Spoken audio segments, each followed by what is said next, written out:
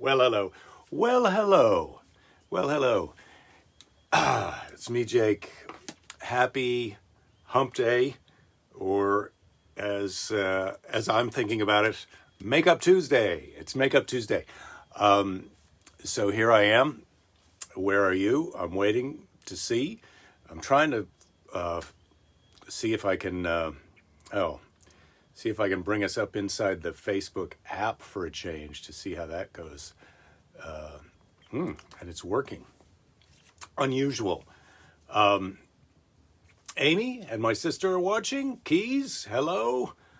Ed, welcome aboard. Oh, Ed, I got your letter from Grandma that you wrote, and I will be reading that next week. I don't think I can read it today. Rachel, hello. Keith, yes. Oh, it's MRI results for you today, Sue. Torn meniscus. Ooh, that's the kneecap, if I remember correctly. Dave, greetings. And Bob, Rich, Stardust. Nice. Oh, no, I've got Stardust. Yeah, it's a sprinkly Stardust cosmic.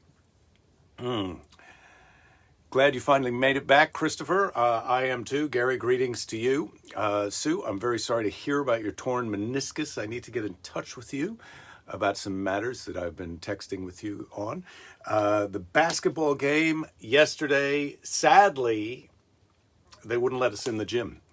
So it turns out I could have done the show, but had a day off. We all had a day off, and I missed you. If that's what you're asking, if that's what you're wondering, did I miss you? Yes, I did. I did miss you. I did miss you, and we're all back together again. That's good. I had a little walk and coffee with Nigel this afternoon. He's not here today, but hopefully I can get him in here maybe tomorrow, maybe Friday. We had a little talk. We had a little talk about stand-up in which I voiced my concerns about, like, am I going to go do this again? Do I want to go do this again? How long will it be weird in comedy clubs? We had that good. Todd, you're eating a plant-based pear. I'm happy. 2 of them? Pear. And they wouldn't let us in the gym. It was at a different school, Rachel. The other school was an away game that we went to down in Palos Verdes. And this game yesterday was a home game at our school. And our school is not allowing people in for the games. Our protocol here in Santa Monica is different than their protocol in Palos Verdes, go figure. So we can't watch the home games. There's another game Friday, but it sounds like we're not going to be allowed in for that either. Our team lost, but they're still finding themselves. It's been a weird, they've been practicing and they've only gotten to practice together as a team for a little while. And so they're kind of finding themselves on the court with a game and they're figuring out what holes they have in their strategies, but that's all. Gary, you've been in the lab trying to figure out meat-based fruits. I don't know if there's a market for that, but I can't wait to try the beef apple when you come up with that.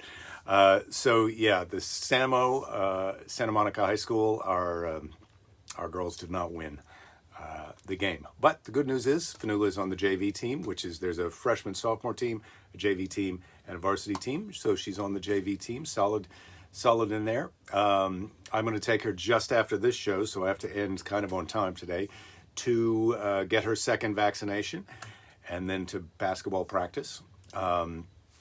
Scott, greetings to you.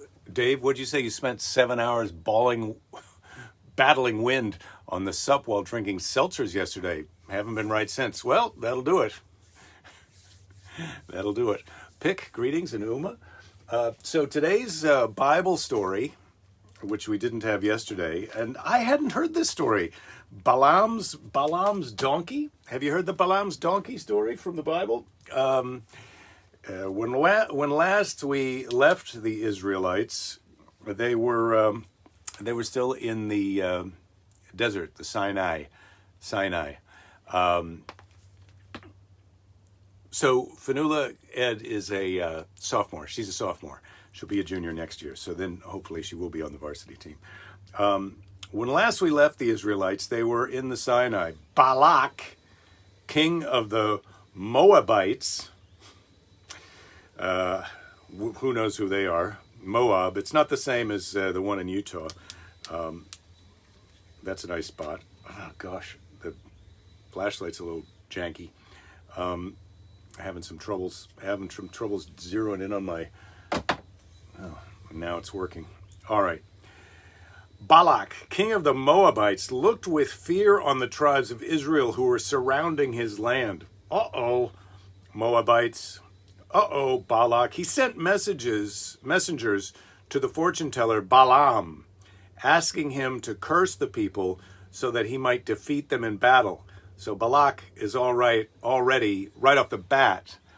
He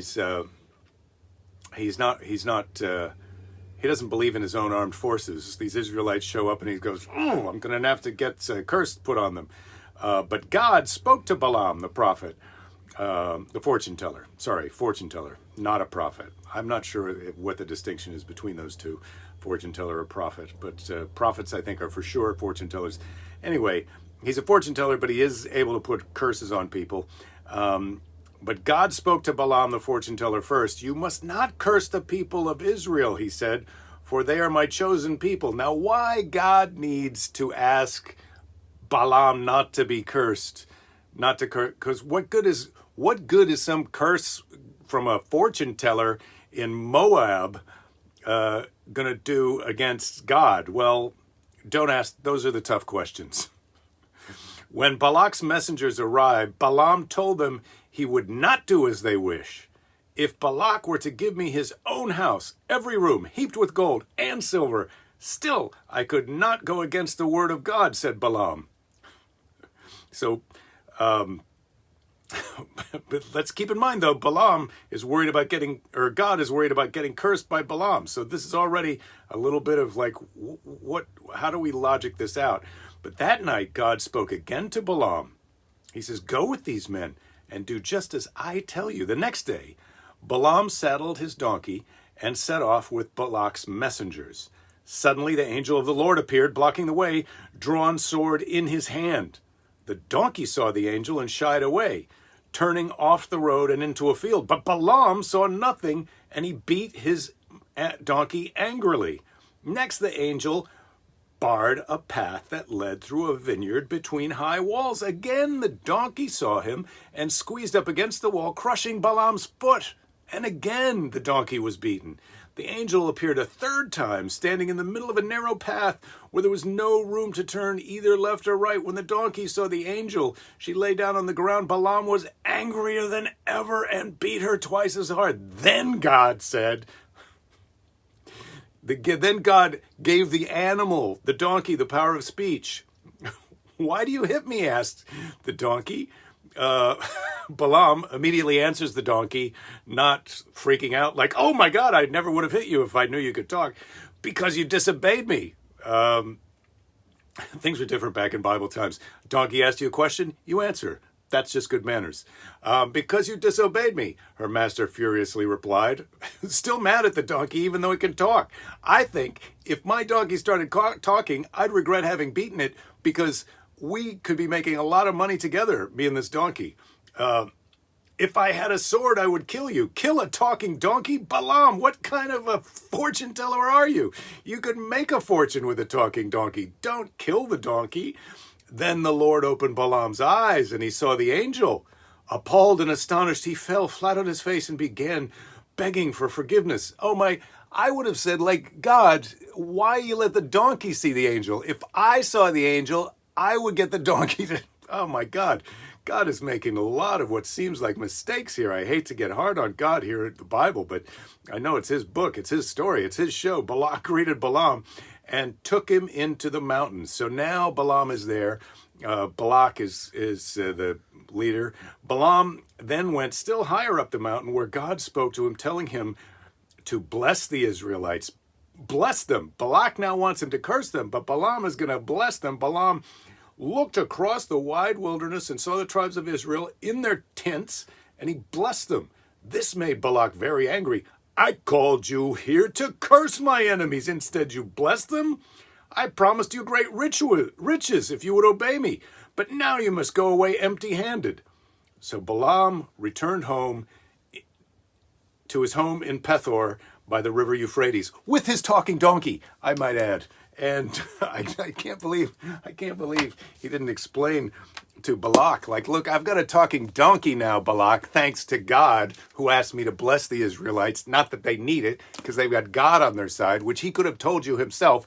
Believe me, don't get me started on God. With the talking donkey that can see the angel, but I can't see the angel, and then why do they need to be blessed or cursed by me when they've got God on their side? I feel like I made a crazy trip here to Moab from, where am I from? From Pethor, but I'm walking away. At the end of the day, I got a talking donkey, and you're in trouble with God. So that's a win for me, and you better watch your ass. Could we trade Mr. Predicto for a talking donkey? Let's ask. Mr. Predicto, could you be traded for a talking donkey?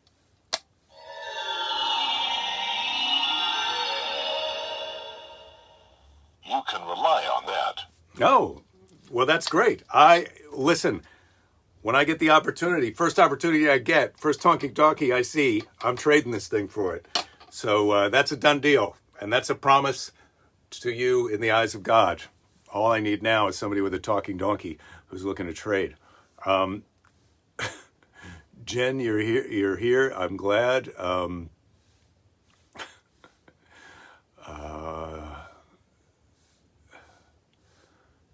Wasn't this guy in Raiders of the Lost Ark? I'm not sure. Was Balak the machine on Star Trek that required the villagers to bring it fuel every few hours? I'm not sure about that. That's a good question. Balak is on PETA's All-Star Most Watched list. Yeah. Well, Bob, yeah, try and get away with beating your donkey nowadays. Try and get away with the excuse of, hey, I only stopped because I didn't want to run over that angel. Good luck with that. God told me to bless the Israelites. There's a lot of things in this story that you can't get away with nowadays. Val required them to bring him fuel. My sister says she thinks she works with one of those talking asses. Talking ass is different from a talking donkey, and I think we all know talking out of your ass is something that I've been specializing in since pre-pandemic.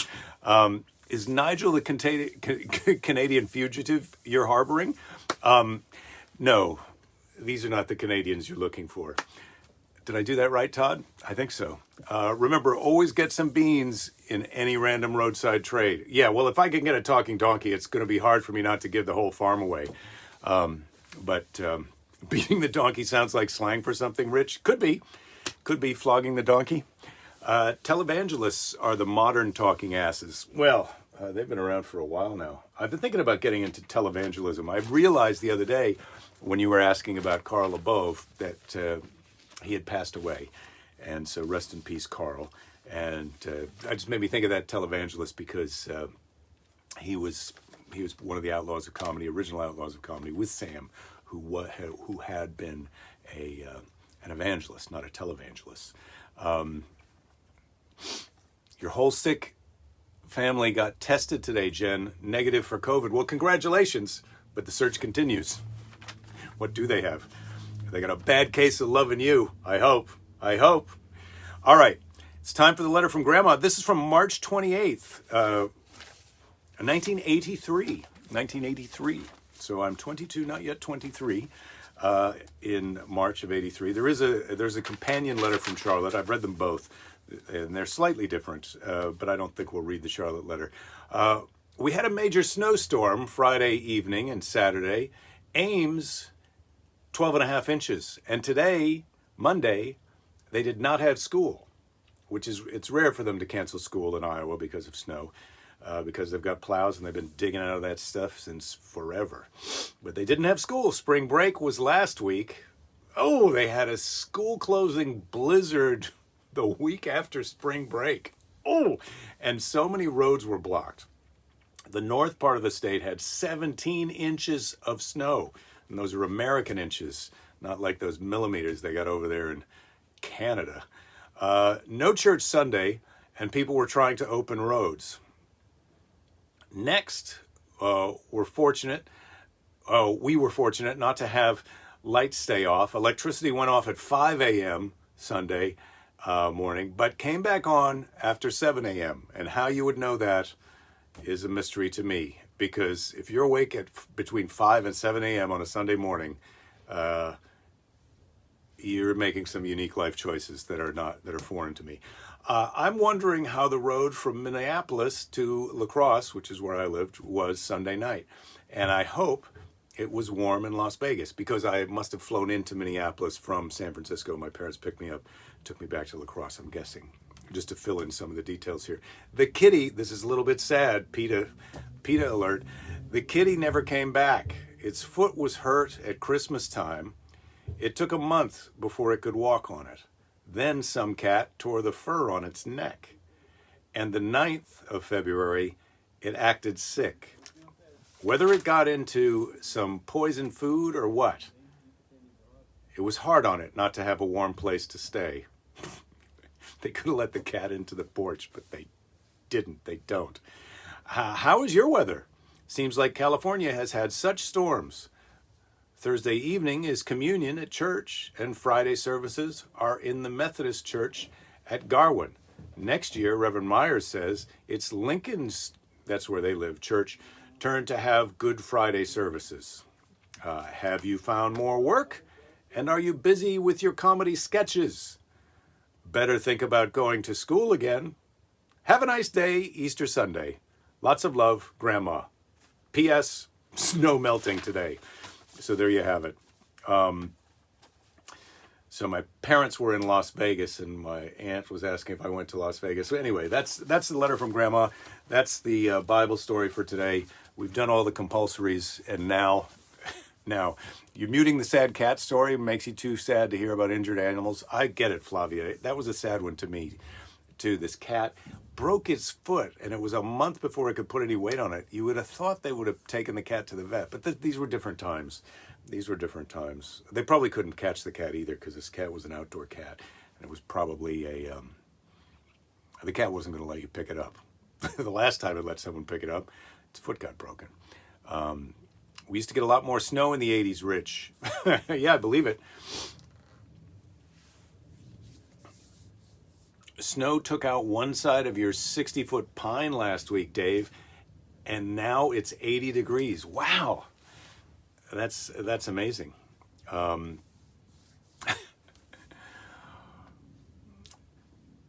Wow. Amy, Ballam and the Angel was also the name of a Scottish band in the 80s. Wow. That's interesting. I'm ready. I'm ready to see what they have on iTunes. I'm ready to listen to some Ballam and the Angel. Grandma did live long enough to see my major success. Yes, she did, Rachel. She did live long enough to see my major success. Whether she recognized it as success or not, I mean, I think even when they're watching you on The Tonight Show and Letterman, and then we sent them a tape of the hour-long HBO special, I don't think that they really understood that I was making good money, as good as I could have been making as an engineer or better during a lot of those years. Jen defined major success. Right, I'm trying to define that. I'm trying to redefine major success every day to include this. And so far, so good. I have to say, yesterday was a day off, and I took it anyway, even though I found out at the last minute that the game wasn't going to be on, and I thought I could do the show, but then I thought I told you all I wasn't, because I'm just going to take the day off. And I have to say, I missed it. I have to say that this show is making me feel better about lockdown. And I know you guys are enjoying it. Either that or you're ridiculously stupid that you keep doing something that you don't like. But been there, done that. So yeah, I'm feeling fairly successful. I got a phone call today from a guy who owns the Ellen Theater, not owns it, but runs the Ellen Theater in Bozeman, Montana, about a possible booking in 2022. And I was kind of excited. I said to him, this is great because I don't have anything on the calendar. So if I put this on the calendar for 2022, I don't have the exact date yet, but it's on the calendar for spring of 2022.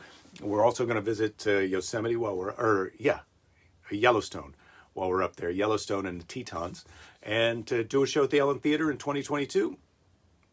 Now I'm geared. Now I've got a target to shoot for. I'm going to kind of move that in a little bit as I get my set ready. And then I'm not ready to go on the road, and I don't know when I will be ready to go on the road. It seems like the more we watch the news every day, the kookier it seems. I know that other people are out there doing it, but luckily I don't have to do what other people do, other comedians. I got off the everybody bus a long time ago with a lot of comedians, and now I'm getting off the everybody comedian bus, and I'm inventing my own world. And I hope you enjoy it. Sadly, Lady Jerry is not at the show today, but hopefully she'll be here later this week. Ouija, your grandson, Jake, hasn't found a full-time job yet. Maybe pizza delivery. Well, solid job. I'd imagine still in Alaska. Amy, you'll post a video of the band on the page. Great. That's great. And major success equals an ability to consider the option to not return to stand-up road grind. Yeah, that is what major success is. Fortunately, fortunately, I won't have to go back to the grind, but I think I will be coming back to the Bay Area if I'm allowed and invited. And I will be coming back to Denver if I'm allowed and invited. And I will be coming back to Minneapolis if I'm allowed and invited. And Chicago likewise. Seattle. So I'm not going to go to the grind, but I'm going to go to the party. I'm going to have cake and barbecue. Dave, you're ridiculously stupid, especially today. Well, congratulations. Self-knowledge is oftentimes the most important. I think, this had been lost for a little while, but I found it again. The fun meter still works great. We're at maximum today. So I got the fun meter. I've got the ancient aliens in the Bible for tomorrow, unless Nigel shows up. And then we might do the ancient aliens on Friday instead of tomorrow. I'm going to have a question out of the question box because I don't want to say goodbye just yet. Although I can't go long because I've got to take Fanula to get vaccinated, as you know. Which charities deserve the most funding right now? That's an interesting way to put that, question box. Which charities deserve the most funding right now? Like they put right now. Which charities deserve the most funding? Seems like that's enough of a question. But right now, which ones right now? And I would say, at least from the point of view of here in Santa Monica, the Los Angeles area, and any big city, charities that take care of feeding people who are who don't have enough to eat or who are living on the street. So I'm going to say, I think food banks. Food banks are the charities that I support, and those are always my favorite charities because cancer is terrible, and I would love it if we could solve breast cancer, cure breast cancer. But people who don't have enough food, we know the solution to that. So food banks, that's what I'm going to say. If anybody else wants to weigh in.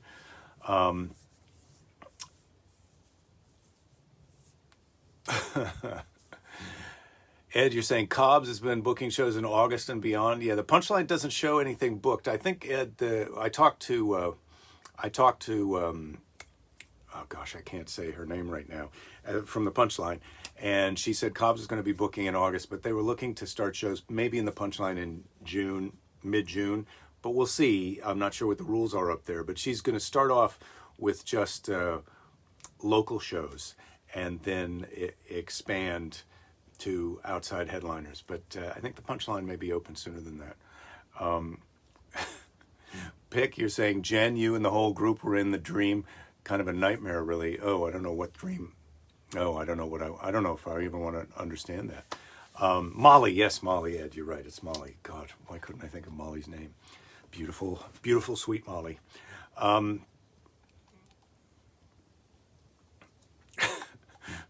What are you saying? Pick keys. Jake was demanding all of us get up there and perform.